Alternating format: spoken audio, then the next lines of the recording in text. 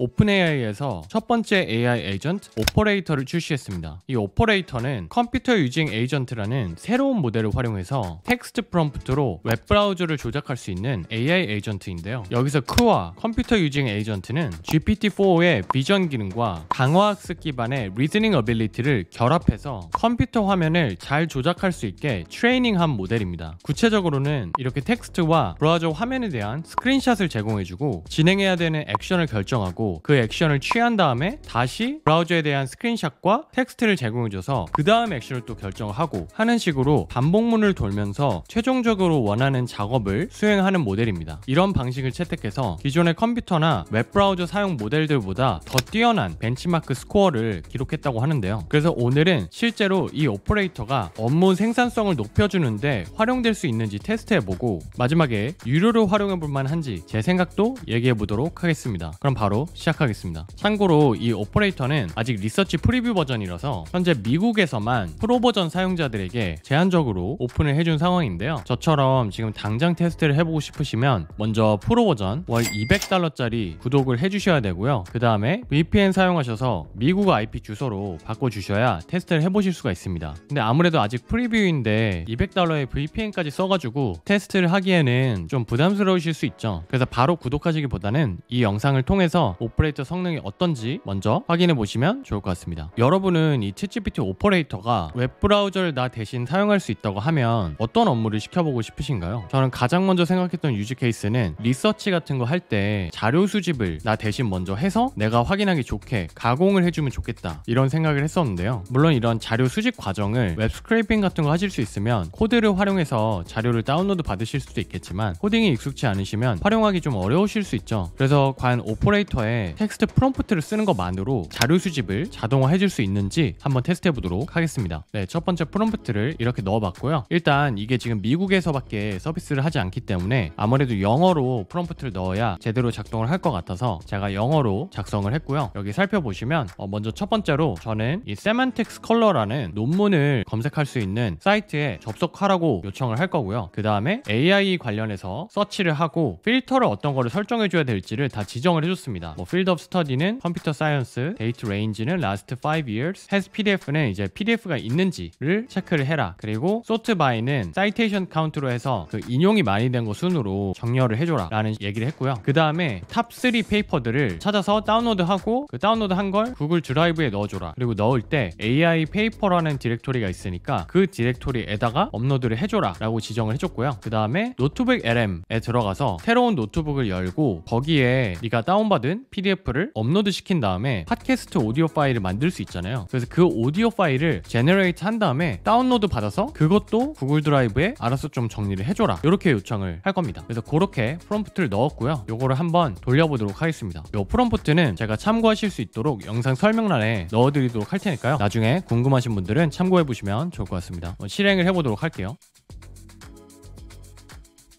네, 그럼 지금 세만틱스 컬러에 들어가서 Artificial Intelligence를 찾았죠. 지금 저는 전혀 관여를 하고 있지 않고요. 알아서 지금 챗GPT가 오퍼레이터에서 웹브라우저를 켜고 검색을 하고 있습니다. 제가 요청한 필터들을 지금 설정을 하고 있고요. 먼저 Field of Study, 그 다음에 Date Range, 그 다음에 이제 Has PDF까지 필터 설정 완료를 했고요. 이제 정렬하는 것까지 잘 진행을 했습니다. 그러면 이제 PDF를 들어가서 다운로드를 받겠죠. 여기 진행되는 동안 왼쪽에 이렇게 어떤 작업을 하는지를 다 이렇게 기입을 해줍니다. 그래서 지금 다운로드 PDF를 하고 있고 PDF를 액세스하고 있고 그 다음에 기다리고 있고 뜨면 그 다음에 또 다운로딩 PDF를 하고 있다. 그래서 지금 이렇게 다운로드를 받았죠. 그 다음에 구글 드라이브로 가서 업로드하러 지금 구글 드라이브를 들어가고 있습니다. 근데 보시면 지금 구글 드라이브에 계정에 로그인을 해야 돼요. 근데 로그인이 원래는 되어 있지가 않죠. 이게 버추얼 머신이기 때문에 로그인 되어 있지가 않는데 제가 이거를 그냥 자동으로 실행을 시켜보고 싶어서 일부러 계정 아이디랑 비번을 애초에 프롬프트에 넣어줬습니다. 그래서 그거 보고 지금 자동으로 로그인을 한 거고요. 로그인 한 다음에 AI 페이퍼에 들어가서 이제 그 PDF를 찾아서 업로드를 하게 됩니다. 그래서 업로드하는 작업까지 완전 깔끔하게 지금 해냈고요. 그 다음에 이제 노트북 LM으로 들어가게 시켰고요. 노트북 LM으로 들어가고 있고 그 다음에 크리에이트를 해야겠죠? 네, 노트북 LM에 들어갔고요. 여기서 다시 PDF 파일을 선택해서 업로드를 지금 진행하고 있습니다.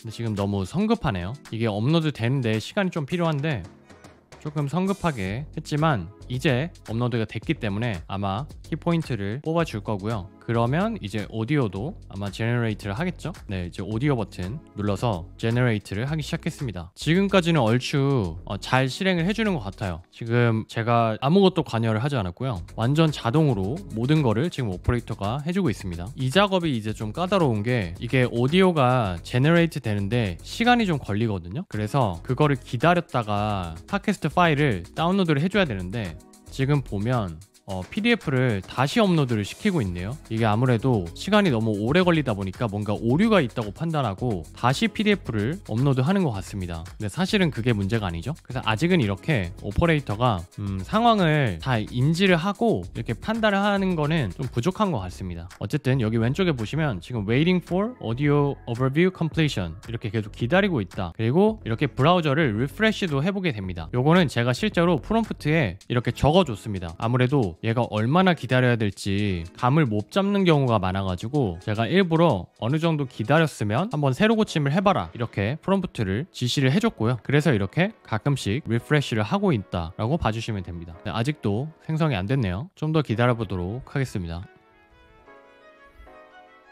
네, 이제 오디오가 생성이 됐고요. 그러면 지금 다운로드를 받아야 되는데 Share Audio Overview로 들어오게 됐네요. 잘못 클릭한 거죠. 또 잘못 클릭했습니다. 카피 쉐어 링크를 지금 했는데 링크를 쉐어할 게 아니라 다운로드를 받아야 되는데 지금 쓸데없는 일을 하고 있죠. 근데 여기서 다운로드 섹션을 찾았습니다. 그래서 결국에는 다운로드를 어쨌든 잘 받을 수 있었고요. 그럼 이 받은 거를 다시 구글 드라이브에 업로드를 해줘야겠죠. 네, 구글 드라이브를 이미 또 창을 꺼버려가지고 다시 사인인을 해야 되네요.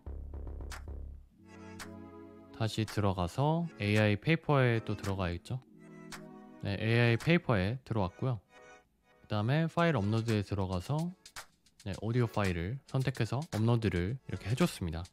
업로드 잘 해줬고 그럼 이제 다시 세멘틱스 컬러로 들어가고 있죠. 그러니까 이런 게 조금 비효율적인 게 사실 아까 검색을 해놓은 거를 그대로 남겨놨으면 되는데 이거를 또 작업하면서 삭제를 해버려가지고 다시 들어가야 되는 이런 좀 비효율이 발생하고 있죠. 어쨌든 다시 검색을 하긴 했고요. 그러면 다시 필터를 또 걸어줘야겠죠. 또 제가 지정했던 그 필터를 이제 설정을 하고 있고요. 근데 여기서 좀 우려되는 거는 이게 다시 사이트를 들어와서 필터를 걸어주는 거다 보니까 자칫 잘못하면 또 아까 다운로드 받았던 그 PDF를 그대로 다운로드 받을 수도 있을 것 같거든요. 그래서 그 처리를 제대로 해주는지 한번 보도록 하겠습니다. 일단 아까 그 PDF가 아니네요. 그러니까 어쨌든 그 다음 PDF를 찾아서 지금 들어간 것 같고요. 여기서 또 PDF를 다운로드를 받았습니다. 이번에도 이제 두 번째 PDF 잘 선택해서 업로드를 해줬고요. 그러면 다시 이제 또 노트북 LM으로 들어가겠죠. 또 새로운 노트북을 열었고 또 최근에 다운로드 받은 PDF를 선택을 해줬습니다. 이게 지금 화면이 좀 다르네요. 아까는 전체가 다 보이는 화면이었는데 지금 화면이 뭔가 축약된 버전으로 보이게 되네요. 오퍼레이터가 좀 헷갈릴 수 있을 것 같습니다. 지금 갑자기 UI가 좀 바뀌었거든요. 그래서 이거를 해결할 수 있을지 한번 살펴보도록 할게요. 오디오 파일을 제너레이트 해야 되는데 아까처럼 그 오디오 섹션이 바로 보이지가 않아 가지고 좀 헤맬 수 있을 것 같습니다.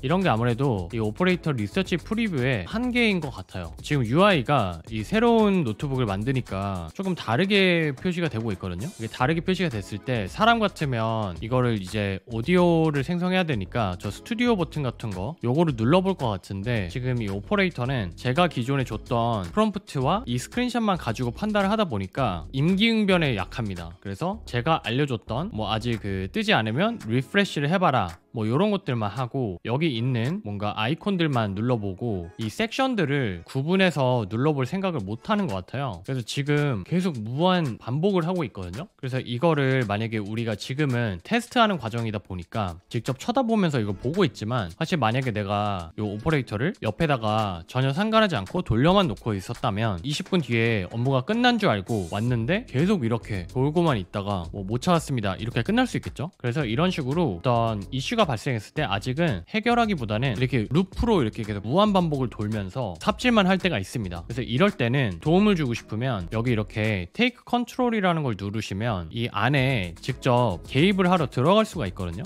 마치 이제 신입사원이 들어와서 업무를 하고 있는데 일을 시켜놨는데 뭔가 알아듣지 못하는 거죠. 그러면 들어와서 이제 방법을 저희가 알려주는 거라고 봐주시면 됩니다.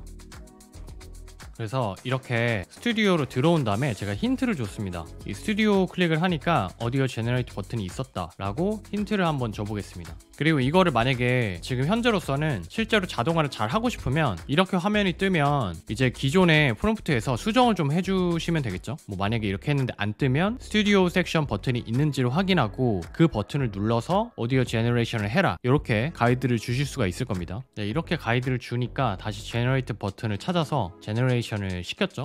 네, 이제 오디오 생성이 완료가 됐고요. 그러면 네, 다운로드를 받고 네, 다운로드 완료됐고 이제 구글 드라이브에 들어가서 업로드를 해주면 되겠죠. 네, 이걸 또 사인인 하네요. 옆에 바로 구글 드라이브 이미 들어가 있는 게 있는데 다시 또 사인인을 하고 페이퍼에 들어가서 이제 업로드를 해주겠죠. 네, 이렇게 리서치 조수로서 필요한 논문들을 다운로드 받고 구글 드라이브에 업로드하고 또 노트북 LM에도 업로드하고 오디오 제너레이션 해가지고 그것까지 구글 드라이브에 업로드 해주는 작업을 시켜봤는데요. 지금 2개밖에 작업을 안 했는데 일단 3개 페이퍼를 프로세스를 했다고 거짓말을 하고 있고요. 이 외에도 아직은 이제 리서치 프리뷰 단계다 보니까 업무에서 활용을 한다고 했을 때는 부족한 부분이 많이 있는 것 같습니다. 일단 2개밖에 처리를 안 했죠. 그리고 이 페이퍼에서 탑3 페이퍼 를 가져오라고 했는데 이렇게 3개를 딱 가져오지를 못했습니다. 맨 위에 거는 가져왔는데 그 다음에는 요것들은 지금 못 가져왔거든요. 그래서 그런 게 좀 아쉬웠고, 그 다음에 아까 보신 것처럼 그 UI가 바뀌니까 적응을 하지 못해서 계속 반복을 돌면서 그냥 삽질을 하는 그런 모습을 좀 보여줬고요. 여기에는 지금 보여지지 않았지만 제가 실제로 이 프롬프트 엔지니어링을 할 때 몇 가지 계속 수정을 해줬어야 됐거든요. 일단 먼저 첫 번째로 이렇게 필터, 데이트 레인지의 필터 보시면 지금 뭐 last 5 years 이렇게 지정해 달라고 했는데 사실은 원래는 제가 이런 식으로 23년에서 25년만 필터를 해보고 싶었는데 이게 아무래도 드래그를 되게 섬세하게 해줘야 되죠. 그래서 이거를 지정을 잘 못 해주더라고요. 그래서 그냥 이렇게 버튼 누르는 걸로만 대체를 했어야 됐고, 그 다음에 이 로컬 파일을 잘 그 접근을 하지 못합니다. 그러니까 아까 보시면 여기서 뭐 파일 업로드 눌러가지고 잘 업로드를 해줬죠. 근데 그게 제가 프롬프트를 계속 개선을 해가지고 결국에 해낼 수 있게 만들어준 거긴 한데, 원래는 우리가 논문을 다운로드 받으면 여기서 바로 다운로드 받은 파일을 여기서 다운로드 받으면은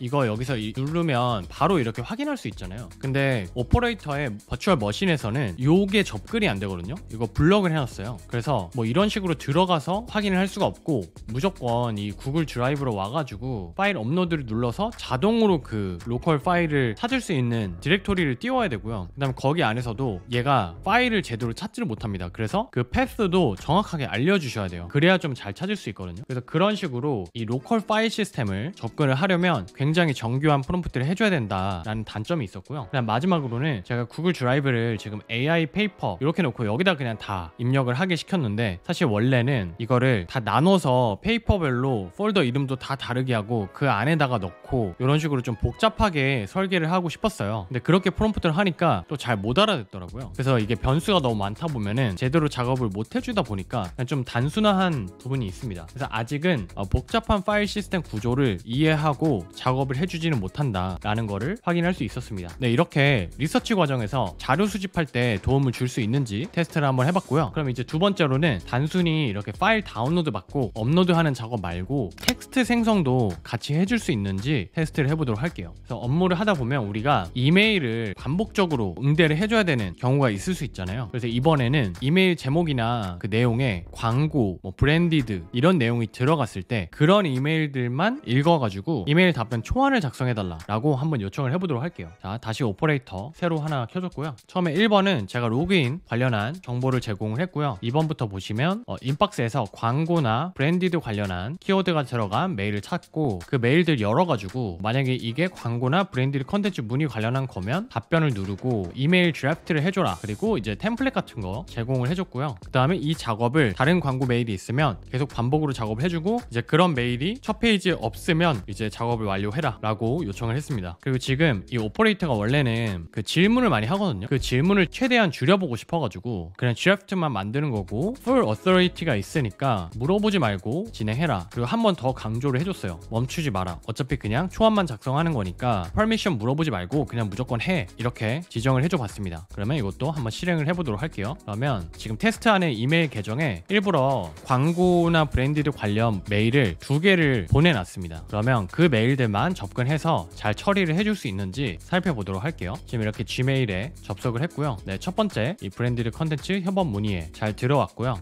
그 다음에 이제 리플라이를 누르고 메일을 작성을 해줘야겠죠.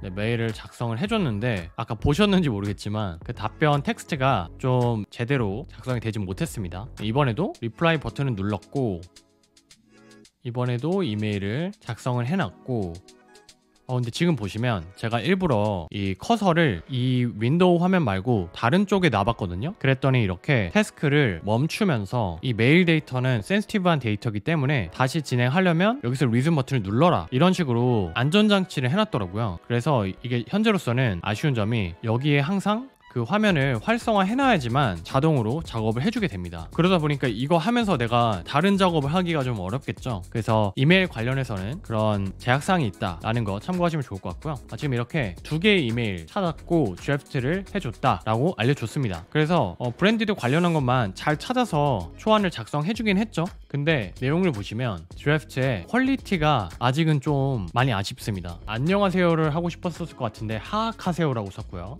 새로운 교육 컨텐츠 관련 협업 제안 검토하겠습니다. 드림도 들임이라고 잘못 기입을 했죠. 그래서 지금 초안 내용이 좀 형편이 없죠. 여기도 구시 컴퍼니인데 구시 코메인이 비전 기능이 한글을 제대로 캐치를 못하는 것 같아요. 그래서 이게 비슷한데 좀 다르게 이렇게 입력하는 경우들이 많이 있는 것 같고요. 여기도 또 드림을 들임 잘못 표현하는 걸 보실 수가 있습니다. 그래서 이 오퍼레이터가 이렇게 뭐 메일 안 읽은 걸 클릭해서 읽어주고 답변 버튼을 누르거나 아니면 뭐 아카이브를 하거나 이런 버튼 작업 같은 건 잘해줄 수 있는데 실제로 어떤 텍스트를 생성해야 되는 일이 있을 때는 완성도가 굉장히 낮다는 걸 확인할 수 있었습니다. 이번에는 이렇게 텍스트 생성해주는 거 말고 PDF로 내용을 다운로드 받은 다음에 PDF의 내용을 잘 파악해서 스프레드시트에 복사 붙여넣기를 해줄 수 있는지 한번 테스트를 해보고 싶은데요. 요즘 그 딥시크 때문에 다른 의미로 아주 핫한 엔비디아의 분기 리포트를 다운로드 받고 거기에 들어있는 재무제표 테이블을 스프레드시트 워크시트에 정리를 해줄 수 있는지 한번 테스트를 해보려고 합니다. 이게 실제로 굉장히 오래 걸리는 작업이기 때문에 요거는 제가 이미 진행한 영상이 있어서 그 영상을 보여드리면서 설명드리도록 할게요. 일단 1, 2, 3번에서는 엔비디아의 분기보고서 다운로드 받고 또 구글 드라이브에 제 계정 가지고 로그인하는 작업을 요청을 했고요. 그 다음에 이제 여기서 엔비디아 폴더에 들어와서 다운로드 받은 PDF를 업로드하고 그 다음에 구글 드라이브에 이제 PDF를 업로드를 했죠. 그럼 업로드한 거를 열어서 구글 덕으로 오픈하고 거기서 이제 밸런스 시트, 인컴 스테이트먼트, 캐시플로우 스테이트먼트를 가져다가 카피해가지고 구글 스프레드시트에 시트를 생성을 해요. 생성을 하고 거기에 엔비디아 쿼터 피어리어드로 시트 이름도 바꾸고요. 그 다음에 워크시트 이름도 각각 밸런스 시트, 인컴 스테이트먼트, 캐시플로우 이렇게 다 지정해주고 그 다음에 거기에 알맞는 테이블 정보를 복사 붙여넣기를 해줘라 이렇게 지정을 한 겁니다. 어떻게 보면 좀 오퍼레이터가 실행하기 복잡한 작업이라고 볼 수도 있겠죠. 그래서 요거를 실제로 진행을 했고요. 진행한 걸 한번 확인해 보도록 하겠습니다. 이렇게 진행한 화면으로 들어오시면은 여기 우측 상단에 쉐어 버튼이 있거든요. 이 쉐어 버튼을 누르시면 그 비디오 다운로드 기능이 있어요. 그래서 그거를 다운로드 하시면 이렇게 다시 들어오셨을 때 뷰 비디오라는 옵션이 뜨게 됩니다. 그래서 요거 클릭해서 이제 볼 수 있는 거고요. 세이브 태스크는 이 작업을 이제 우리가 지속적으로 실행을 하고 싶을 때 이렇게 버튼을 누르시면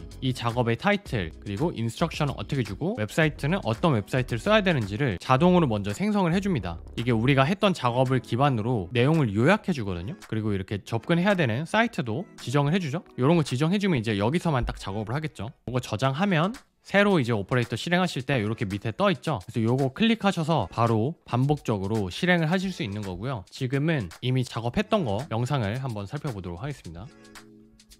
뷰 비디오를 눌러서 실행해 보도록 할게요. 네, 그럼 이렇게 분기 보고서 들어와서 PDF를 다운로드를 받았고, 그 다음에 엔비디아 폴더 가서 파일 업로드 해서 파일 업로드도 해주고 있죠. 그 다음에 구글 드라이브로 구글 덕으로 오픈을 해줬고요. 그 다음에 이제 시트를 생성을 해주겠죠. 그래서 구글 시트 들어갔고 파일명을 수정을 해줘야 되는데, 네, 파일명 수정해줬고, 지금 밑에 안 보이지만 워크시트 이름들 다 지금 바꿔주고 있습니다. 그 다음에 이제 뭐 밸런스 시트, 인컴 스테이트먼트, 캐시플로우 스테이트먼트 관련해서 이제 내용을 넣어줘야 돼요. 그러면 이제 뭐 구글 닥이든 PDF든 들어가가지고 그 정보를 복사 붙여넣기를 해줘야 되는데,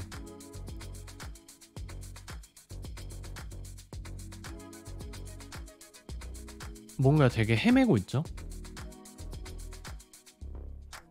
참고로 이게 저장한 영상은 좀 더 불필요한 장면들을 스킵하고 보여주는 것 같거든요. 그래서 속도가 굉장히 빨라 보이는데 실제로는 좀 더 오래 걸렸다고 생각하시면 되고요. 여기 지금 초가 굉장히 빨리 지나가죠. 밑에 보시면 좀 빨리 감기 되어 있다고 봐주시면 되고, 지금 이 PDF 파일에서 필요한 거를 따라 이렇게 찾았으면 드래그해서 바로 복사 붙여넣기 하고 그 다음에 이제 정리를 해줬으면 좋겠는데, 그렇게 진행을 못하고 굉장히 많이 헤맵니다. 그래서 결과적으로는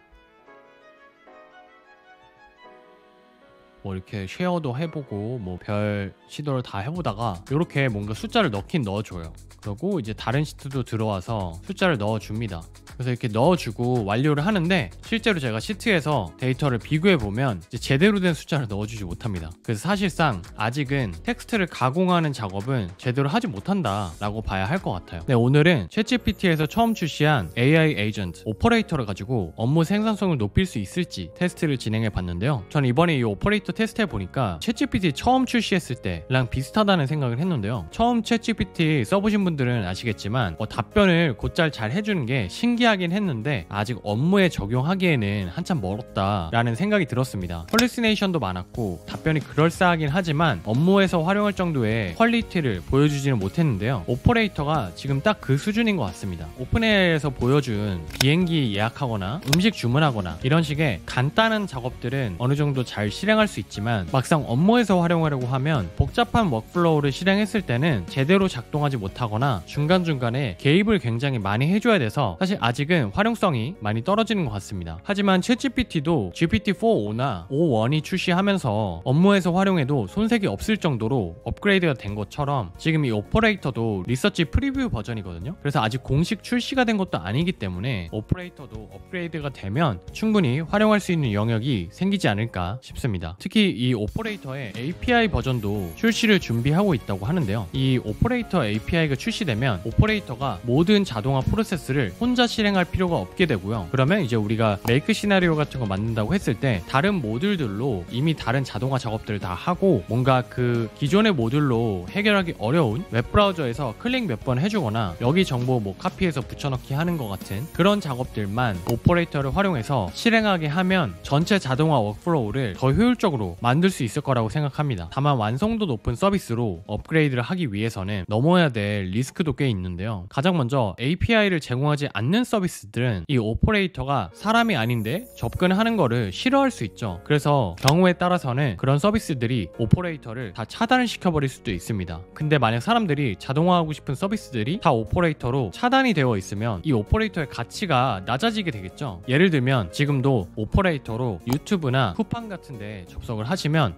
블럭이 돼버리거든요. 그렇다 보니까 그런 웹사이트에서 어떤 자동화 작업을 하고 싶은 거는 하실 수가 없습니다. 근데 오퍼레이터가 대중화가 되면 이런 서비스들이 더 늘어날 수도 있겠죠. 그래서 결국은 이 오픈AI가 대표 플랫폼들에서 사용 허가를 받을 수 있을지가 또 관건이 될 것 같고요. 두 번째 이슈는 안전성과 완전 자동화 사이에 밸런스를 맞추기가 어렵다는 건데요. 지금 오퍼레이터는 사실 중요한 액션을 하기 전에 항상 작업을 중단시키고 유저한테 개입을 계속 요청을 하거든요. 하거든요. 제가 테스트 보여드릴 때는 최대한 계정 정보나 이런 것들을 미리 제공하고 허락 여부 묻지 말고 계속 작업을 진행해라 라고 당부를 계속 해놨기 때문에 최대한 질문을 하지 않았는데, 원래는 계정에 접근할 때마다 로그인 정보 입력해주세요 라던가 이메일 작업할 때마다 이거 작성해도 됩니까? PDF 다운로드 받을 때 PDF 다운로드 받아도 됩니까? 이렇게 다 질문을 하게 됩니다. 근데 그런 것들은 최대한 프롬프트로 자동화를 시킬 수는 있는데, 아까 보신 것처럼 뭐 지메일 작업 같은 거 할 때는 커서를 그 화면 창에 띄워놓지 않으면 강제로 멈춰버리는 것처럼 시스템이 좀 보수적인 편인데요. 사실 유저가 오퍼레이터를 감시하고 있어야 되면 자동화에 큰 의미가 없잖아요. 그래서 이 부분을 어떻게 자동화를 할 수 있게 자유도를 제공해 줄 건지가 관건인 것 같고요. 근데 또 그렇다고 완전 자동화를 한다고 시큐리티 관련해서 아무 장치가 없다고 하면 오퍼레이터가 잘못된 판단을 했을 때 그걸 어떻게 책임질 거냐에 대한 이슈도 또 있겠죠. 뭐 예를 들어서 고객 A의 대외비 정보를 고객 B한테 이메일을 보내버린다라던가 하면 굉장히 큰일이 나겠죠. 이런 식의 실수도 저지를 수 있기 때문에 안정성과 완전 자동화 사이의 밸런스를 어떻게 맞출 것인가가 또 관건일 것 같고요. 그리고 마지막으로는 프롬프트 입력을 어떻게 효율적으로 할 수 있게 도와줄 것인지에 대한 고민이 필요하다고 생각을 합니다. 제가 지금 보여드릴 때는 사실 프롬프트를 한 번에 바로 입력하고 보여드렸지만, 실제로 이 프롬프트를 만들기 위해서 굉장히 여러 번 오퍼레이터를 돌리면서 시도를 했는데요. 이게 텍스트만으로 화면의 움직임을 지시를 해야 되다 보니까 업무 워크플로우가 복잡해질수록 제대로 프롬프트를 이해를 하지 못하는 이슈가 발생을 합니다. 제 생각에는